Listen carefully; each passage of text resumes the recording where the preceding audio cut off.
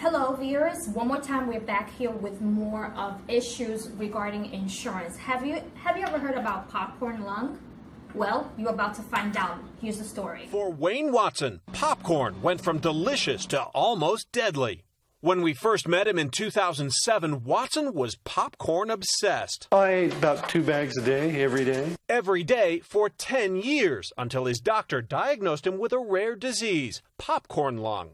You cannot blow air out. The very small airways become blocked with scar tissue and inflammation. Popcorn lung is usually found in plant workers exposed to high levels of diacetyl, a natural flavoring used to give popcorn that buttery taste. Watson sued the popcorn maker and the supermarket that sold it, claiming the companies never warned consumers that diacetyl, also recently linked to Alzheimer's disease, was dangerous. They thought that no consumer would ever be exposed to enough of it to make a difference.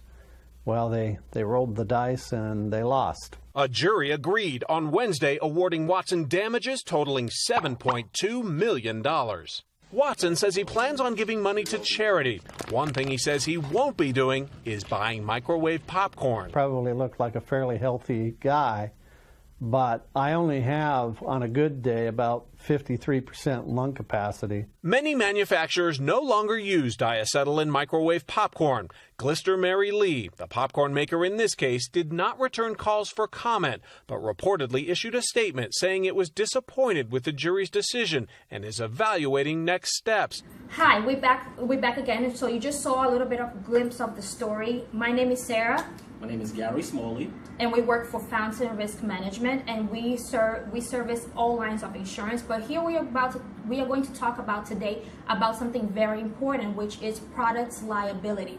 So Gary, tell me a little bit more about products liability, what happened with Wayne Watson. So after 10 years of eating popcorn for about 2 to 3 times a day, he developed popcorn lung, which is a rare disease. Yes, indeed. So tell me, how products liability is important for both wholesaler, manufacturers, and retailers. Yeah, so when it comes to insurance, with situations like this, when someone is injured as a result of your products, that isn't covered under your general aggregate limit under your general liability policy.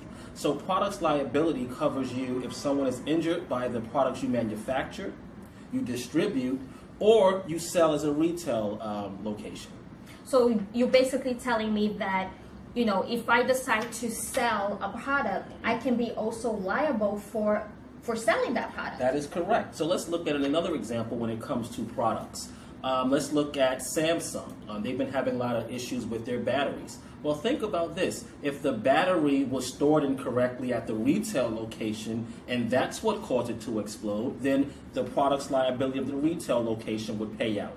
If there was a default on the manufacturer's end, or there's some faulty manufacturing done, and that's what caused the battery to explode, then of course the manufacturer is responsible. But either way, when the client or the customer is injured, there's somebody going to be sued. And then you need to have products liability for your insurance company to send representation on your behalf to try to mitigate or lessen your responsibility in the claim. So what happens if, as a business owner, if I say, well, I don't need products liability, what would happen to me if I don't have that coverage? Well, if you're selling products, whether you're, again, a manufacturer, distributor, or retailer, you have to have products liability. And if you don't have it, Sarah, unfortunately, you will not be covered. So now, if your customer is injured by a product you sell, you won't have coverage. You have to now hire a lawyer, which is going to take time away from your business and your profitability. And it's not a pocket expense you may not have money for. This lawyer has to defend you. You have to find a lawyer that understands products liability. But if you have the insurance company, the insurance will actually send their lawyer to represent you. Remember, insurance doesn't want to pay this claim. They want to make it as small as possible. And will I be billed for that lawyer fee? No, that's a part of the coverage of your product's liability exposure or coverage on your policy. So they have legal representation, and the cost of that legal fees are typically called supplementary payments, so they will not reduce the limit of your liability. So if one day I get a lawsuit from any of my customers, what should I do if I already have a products liability in place? Well, see, if you have products liability in place, it's a cakewalk. You just simply take the information, the summons or the lawsuit information that was sent to you from the other party, and you forward it on to your insurance carrier, and they take it from there. That's great information, Gary. Thank you so much. So, again, viewers, if you are a business owner, a retailer with retail, wholesale, or distributor, and you have some doubts about your coverage, just give us a call. Our number is at the bottom. You can also shoot us email or actually leave your comment on our page, and we will be sure to get in contact with you with any information you have. And once again, we are always here to help to cover any questions you may have, not only on products liability, but every single lines of insurance. So hope to see you next time. Bye-bye.